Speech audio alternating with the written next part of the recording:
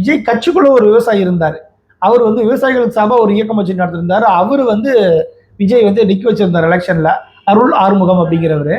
அவரு முதல்ல அவர் தன்னுடைய விவசாயி தான். அதுக்கப்புறம் தான் நான் ஒரு தமிழர் உச்சி கிரகத்தை சார்ந்தவங்கிற அடிப்படையில அவரும் தன்னுடைய எதிர்ப்பை வந்து இதுல பதிவு செஞ்சிருக்காரு. அவர் தன்னுடைய ட்விட்டர் பேஜ்ல வந்து தன்னுடைய எதிர்ப்பை வந்து வலிமையா பதிவு பண்ணியிருக்காரு. இப்ப அருள் ஆறுமுகம் அவர்கள் என்ன தன்னுடைய பக்கத்துல ட்வீட் பண்ணிருக்காருன்னு பார்த்துருவோம். முடியாது, முட்டு கொடுக்க முடியாது. விவசாயிகளுக்கு செய்யும் துரோகம் தான் இந்த பாராபட்சமான கடன் தள்ளுபடி என்பது.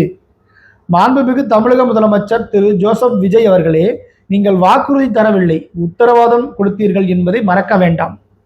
உடனடியாக சிறு குறு விவசாயிகளின் முழு கடன்களை தள்ளுபடி செய்யுங்கள் மற்றும் பெரு விவசாயிகளுக்கு 50% கடன் தள்ளுபடி செய்யுங்கள். உங்களுக்கு விவசாயத்தை பற்றி தெரியாது. கட்சிக்காரர் சொல்றாங்க, உங்களுக்கு விவசாயத்தை பற்றி தெரியாது. ஐஏஎஸ்களின் பேச்சை கேட்டு இப்படி தவறான முடிவை எடுக்கக்கூடாது. இது தாவேகாவின் ஒட்டுமொத்த நம்பிக்கையும் சீர்குலைத்து விடும். தேர்தல் வாக்குறுதிப்படி செயல்படுத்துங்கள் அப்படின்னு சொல்லிட்டு தன்னோட ட்வீட் முடிச்சிருக்காரு. கீழே வந்து விஜய் கொடுத்த தேர்தல் அறிக்கையும் வந்து வட்டமிட்டு காமிச்சிருக்காரு. ஸோ இப்படி வந்து விஜயுடைய கட்சிக்குள்ளேயே வந்து இந்த மாதிரி விஷயங்களுக்கு அவருக்கு எதிர்ப்பு தெரிய வந்திருக்கு. இதுக்கு மேல விஜய் வந்து தன்னுடைய தவறு என்ன அனலைஸ் பண்ணணும்.